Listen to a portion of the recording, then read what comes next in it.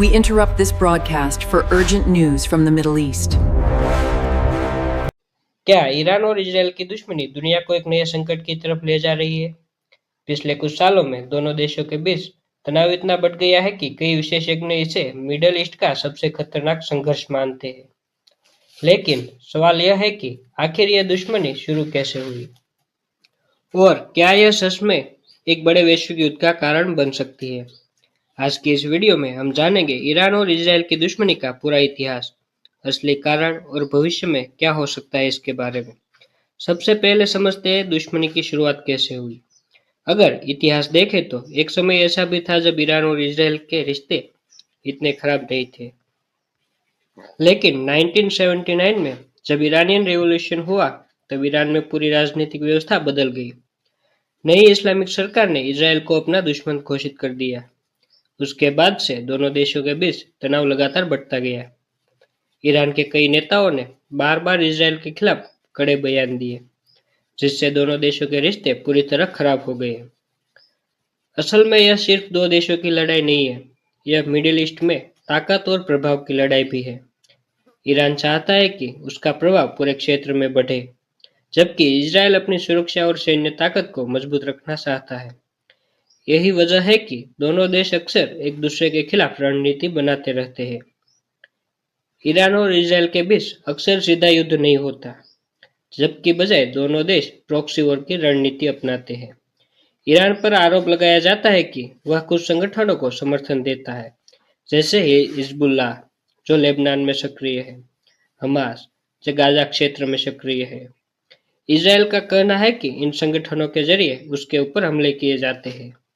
इसी कारण middle east में कई बार तनाव अचानक बढ़ जाता है। मिडल ईस्ट के कई देशों में ईरान और इजरायल का अप्रत्यक्ष टकराव देखा जाता है, खासकर सीरिया में। कई बार ऐसी घटनाएं हुई है जहां इजरायल ने उन ठिकानों पर हमले किए जिन पर ईरान समर्थित समूहों की मौजूदगी बताई गई। इसी वजह से सीरिया भी इस संघर्ष का कड़ा केंद्र बन गया है। इस संघर्ष का सबसे खतरनाक पहलू है परमाणु हथियारों का मुद्दा। इजरायल को डर है कि ईरान परमाणु हथियार विकसित कर सकता है। अगर ऐसा हुआ तो मिडिल ईस्ट का शक्ति संतुलन पूरी तरह बदल सकता है। इसी कारण कई अंतर्राष्ट्रीय शक्तियां भी इस मामले पर नजर रखती है। ईरान और इजरायल के बीच संघर्ष सिर्फ सैन्य मोर्चे तक सीमित नहीं है। दोनों देशों के बीच कई बार साइबर हमलों और गुप्त अभियानों की खबरें भी सामने आती रही है। कभी किसी परमाणु सुविधा पर साइबर हमला, तो कभी वैज्ञानिकों पर हमले के आरोप। ये सभी घटनाएं इस संघर्ष को और जटिल बना देती है। इस पूरे संघर्ष में यूएस भी बहुत बड़ा प्रभाव है। अमेरिका लंबे समय से इजरायल का सहयोगी माना जाता है। इसी वजह से अगर मिडिल ईस्ट में बड़ा युद्ध होता है तो कई विश्लेषकों का मानना है कि अमेरिका की भूमिका भी अहम हो सकती है। मिडिल ईस्ट की स्थिति पहले से ही काफी संवेदनशील है। अगर ईरान और इजरायल के बीच सीधा सैन्य टकराव बढ़ता है तो इसका असर पूरे क्षेत्र पर पड़ सकता है।